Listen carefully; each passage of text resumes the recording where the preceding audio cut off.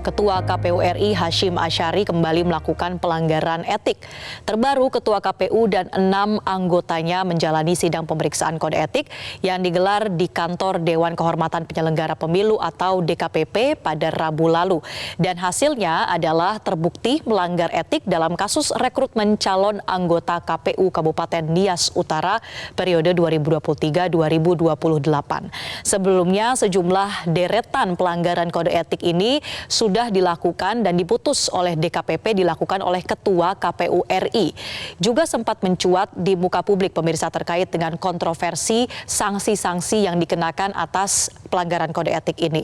Lantas apa saja deretan pelanggaran tersebut? Kami akan paparkan data-datanya untuk Anda berikut ini. Kita lihat pelanggaran kode etik yang pertama pemirsa. Tepatnya ini terjadi pada tahun 2022 lalu di mana Ketua KPU RI Hashim Asyari melakukan perjalanan pribadi bersama Ketua Umum Partai Republik I Miska Hasnaini Muin atau dikenal sebagai si wanita emas.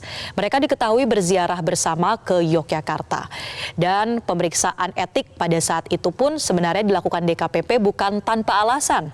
DKPP berpendapat bahwa tindakan Hashim dapat menimbulkan konflik kepentingan karena pada saat itu Partai Republik I merupakan salah satu bakal peserta pemilu, jadi sedang mengikuti proses pendaftaran di KPU untuk pemilu 2024. DKPP akhirnya menjatuhkan sanksi peringatan keras terakhir untuk Ketua KPU RI Hashim Asyari.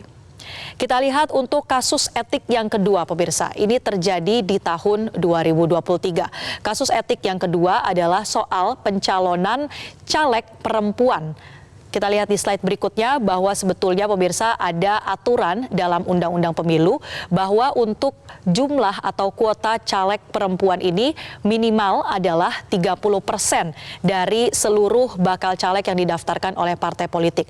Tapi kemudian KPU pada saat itu justru membuka kemungkinan pembulatan ke bawah yang menyebabkan jumlah caleg perempuan berpotensi tidak sesuai dengan kuota 30%. Dalam sidang kode etik DKPP dinilai ada tindakan KPU yang menyebabkan ketidakpastian hukum untuk peserta pemilu. Sehingga DKPP menjatuhkan sanksi peringatan untuk komisioner KPU. Tapi khusus untuk Ketua KPU RI Hashim Asyari, sanksi yang dijatuhkan adalah peringatan keras. Karena sebagai Ketua DKPP menilai Hashim ambigu, tidak tegas dan juga tidak dapat meyakinkan dalam penyusunan regulasi kuota caleg perempuan. Kemudian pemirsa yang tidak kalah menghebohkan terkait dengan kasus etik yang juga menjerat Ketua KPU RI ini adalah soal pencalonan Gibran Rakabuming Raka sebagai calon wakil presiden. Nah, kebijakan KPU yang menerima pencalonan Gibran ini diusut secara etik setelah dilaporkan oleh sejumlah pihak. Meski MK telah mengeluarkan putusan nomor 90 soal batas usia Capres-Cawapres, DKPP menilai tetap ada pelanggaran etik karena KPU menerima pendaftaran Gibran sebelum dilakukan revisi peraturan KPU.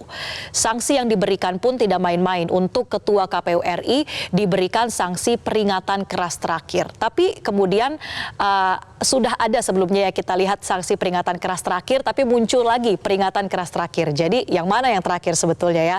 Kita lihat satu lagi pemirsa, ada sanksi etik yang keempat atau yang terbaru dijatuhkan oleh DKPP kepada anggota KPU RI bahwa kasus etik ini adalah soal rekrutmen calon anggota KPU Nias Utara. Saat itu diketahui anggota KPU Nias Utara Linda Happy Karistagea sudah terpilih. Namun Linda gagal dilantik karena daftar namanya ini kemudian dikeluarkan tanpa adanya klarifikasi dari Ketua KPU RI kepada si calon terpilih itu secara langsung. Jadi kemudian dilakukan pelaporan dari pihak Linda ke DKPP dan DKPP pun menjatuhkan sanksi peringatan. Dari 4 kasus ini pemirsa, kita lihat bersama bahwa DKPP menjatuhkan sanksi peringatan. Sementara sejumlah pihak mendesak agar Ketua KPU diberhentikan atau setidaknya ia mundur dari jabatannya. Soal sanksi etik DKPP sebetulnya sudah diatur dalam peraturan DKPP. Ada 2 sifatnya. Sifat yang pertama adalah untuk membina atau mendidik dan yang kedua ini adalah sanksi berat. Kita lihat dulu untuk sanksi yang membina atau mendidik. Bentuknya adalah berupa teguran. Jadi sebetulnya untuk 4 sanksi yang sudah diberikan sejauh ini baru di tahap sanksi yang tujuannya adalah untuk membina para komisioner KPU. Tapi sebetulnya ada sifat sanksi yang kedua, yaitu sanksi berat untuk memperbaiki citra institusi. Bentuk sanksinya adalah pemberhentian sementara atau pemberhentian secara tetap. Jadi untuk menanggapi terkait dengan sanksi yang sudah diberikan ini, pemirsa, ada juga pernyataan dari Direktur Eksekutif Perkumpulan untuk Pemilu dan Demokrasi atau Perludem, Khoirunisa Nur Agustiati, yang menyebutkan bahwa sanksi DKPP tidak memberikan efek jera kepada Ketua KPU RI Hasyim Asyari.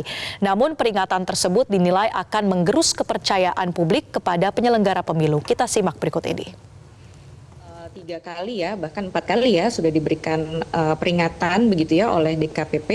Kita bisa menyimpulkan bahwa ternyata sanksi dari DKPP pun tidak memberikan efek jera, karena walaupun sudah ada sanksi misalnya peringatan keras terakhir, ternyata itu pun tidak terakhir karena masih ada lanjutannya lagi gitu ya. Padahal ya secara bahasa kan maksudnya terakhir itu ya sudah final gitu ya, sudah tidak ada lagi gitu ya, sudah berhenti di situ. Nah, tapi dengan kita melihat bahwa ini sudah bahkan lebih dari 3 kali, bahkan kemarin ada lagi gitu ya, ini tentu tidak memberikan efek jera, dan kemudian merasa bahwa mungkin nanti DKPP pun akan ada sanksi-sanksi yang mungkin yang publik jadi bertanya-tanya juga gitu. Sebetulnya yang namanya sanksi peringatan keras terakhir itu berarti publik akan mengatakan oh ini ada level-levelnya. Padahal kan kita menginginkan penyelenggara pemilu itu yang betul-betul bisa menjaga integritas, profesionalitas, dan juga etikanya.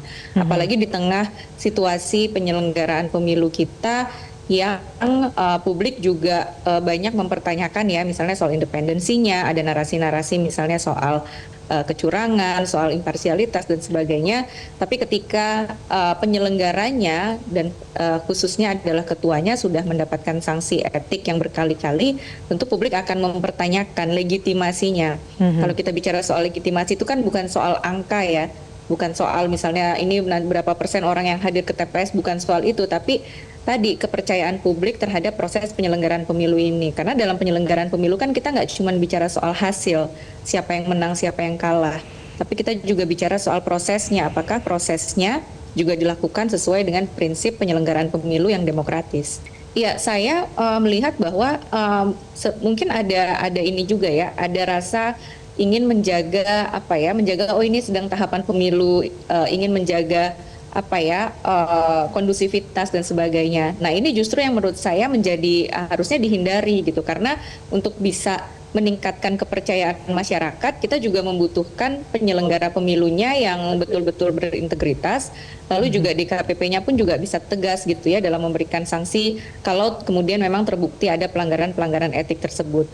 Karena kalau tidak ya tadi ini akan menggerus kepercayaan publik kepada penyelenggaraan pemilu. Hanya misalnya alasannya oh ini tahapan pemilunya sedang tahapan yang krusial gitu ya, sedang tahapan penghitungan suara, sehingga kalau misalnya terjadi pergantian nanti akan menimbulkan dinamika. Nah, menurut saya pertimbangan seperti itu ya seharusnya tidak ada pertimbangan seperti itu, karena KPU ini kan misalnya akan ada pergantian anggota KPU, kan list cadangannya itu sudah ada, daftar pergantian antar waktunya sudah ada, sehingga kalau misalnya ada yang berhalangan tetap, list cadangannya itu yang akan segera menggantikan gitu. Jadi tidak perlu khawatir misalnya nanti anggota KPU-nya berkurang 1, tinggal 6 menjadi tidak kondusif dan sebagainya, karena mekanisme itu sudah ada. Jelajahi cara baru mendapatkan informasi. Download Metro TV Extend sekarang.